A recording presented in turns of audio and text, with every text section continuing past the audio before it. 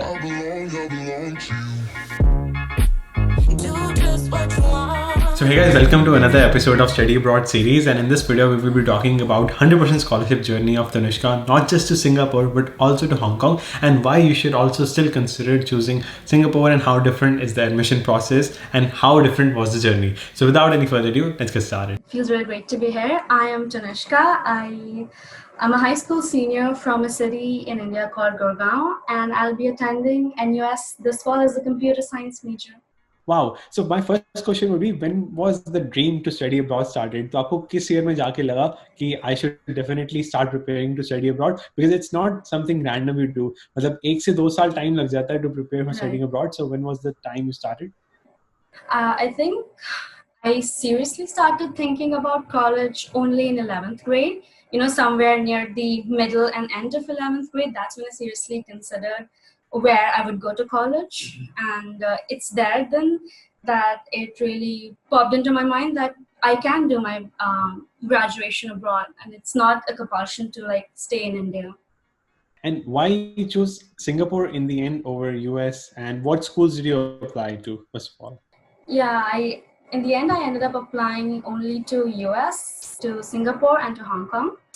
And in the end, I chose Singapore because it was closer home. The proximity was a big factor for me, and it's less of a cultural shock, to be honest, because Singapore has a very big Indian community, and I generally, when I talk to students, they find it really easy to adjust in Singapore because of the culture. It's very welcoming, and on top of that, there was the fact that Singapore is a very politically stable country, so that was the plus point in Singapore's favor. And another thing that really sold me on Singapore was the weather, because I come from a city where temperatures reach 45 degrees Celsius, and winters in Western countries can be really brutal. So Singapore is kind of warm and humid, like Delhi, all year round. So that's something that really endeared me to Singapore. Let's first talk a little bit about the criteria to get admitted to NUS, which is once again the best university of Singapore. So is SAT mandatory for there as well, just like in the US? It's not mandatory, but they've shown heavy preference for those applicants who submit the SAT scores.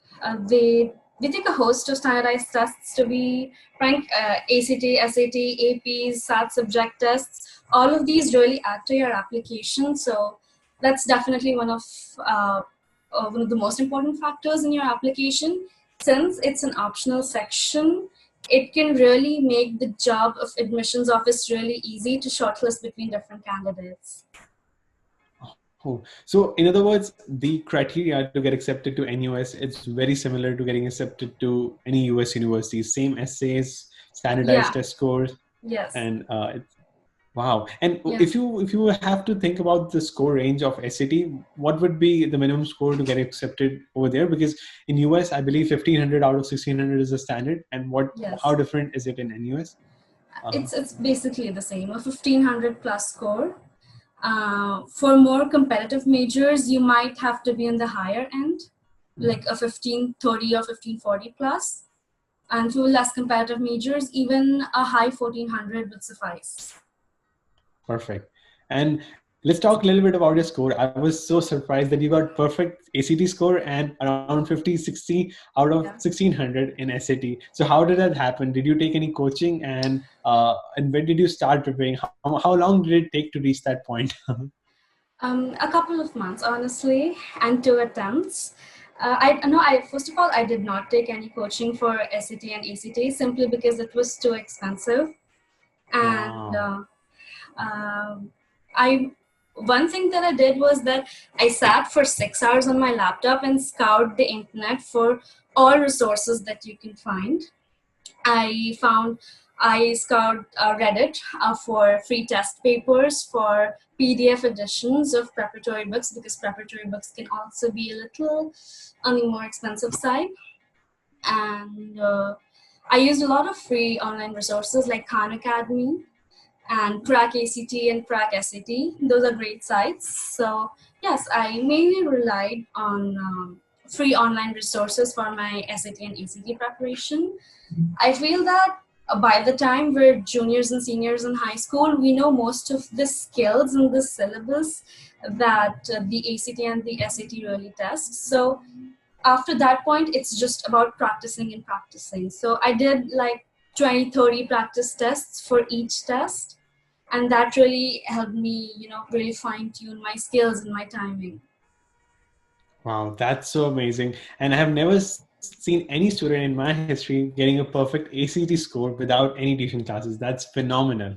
So now once again, let's talk about NUS a little bit. Does NUS provide this flexibility in courses that a student needs? For example, in US, you can pretty much change your major very quickly, like computer science to economics, economics to psychology, etc. So similarly, does NUS have all the flexibility a student needs or no? Yes, they're really, really flexible in terms of changing your major. Typically, you are admitted to a particular major in a particular school, but it isn't like that you're stuck with that major for the rest of your 4 years. They've made it really easy for you to change your major, just if you meet the basic minimum requirements, and it's really, really easy to change your major. Wow. And let's move on with scholarships. So what are the scope of scholarships at NUS? Do they give like any financial aid? Yeah, they have a lot of scholarships for international students. And they have the Ministry of Education tuition grant at NUS, which is basically a 50% off. You just have to pay 50% of all the fees. But you also have to sign a bond that stipulates that you have to work in a Singaporean company for 3 years post-graduation. Okay. So if I have to guess, the fees at NUS is around $40,000 per year, right? Yeah. Yeah. So if you sign that bond, then you will be paying only $20,000 per year, Yes. and that's a great deal. And Yeah. is there any scope of 100% scholarship as well, like some of the schools in US? Yes, there is a scope of 100% scholarship, but I think that is accompanied by a 6-year bond instead of a 3-year bond. Oh, and have you considered signing that bond, or are you still Yeah, deciding? I'm still debating. In the end, I also want to keep my options open, but the scholarship is also very attractive and it does give you a job security. So I completely forgot to ask one of the most important question. Is there any percentage required in your 9th, 10th, 11th, or 12th for Singapore universities? And does it matter for your application? So you have to submit the entire high school transcript as a part of your application. So your grades all throughout the 4 years matter a lot, but your board scores, which are conducted in 10th and 12th, matter the most. And generally, a 95 or a 96 is a safe threshold. Above 95, 96, you're safe. And after that, it's just your extracurricular profile and your essays that matter more. Okay. But so NUS gave you the acceptance without considering your final 12th grade score, right? Yes. But other school, the Nanyang, I forgot Nanyang, the name. yeah. Nanyang. Nanyang. So they are still waiting for your Evaluating. final 12th grade results, and then they will be telling you whether they're accepting or not. So Yes. so NUS culture is more or less similar to US universities, and Nanyang's culture is a little bit similar to UK universities, which wait on the final grades. Yes. Perfect. That Kind makes of. sense. Yes. So talking about the education system in Singapore, so is there anything that stood out the most when you were applying there? Because most of the students still consider US as their top option. With NUS, they have this a really unique system. It's a standard semester-based system. Their academic calendar is semester-based, but within each semester, you have two mini semesters, the mini semester A and B, which is generally 6 weeks of teaching followed by a week of exams. So they really break down the entire year into very small, sizable chunks so that you can catch very early on if you're fit for a course or not, so that you don't end up wasting an entire semester studying something that you really shouldn't be studying or that you have no interest in.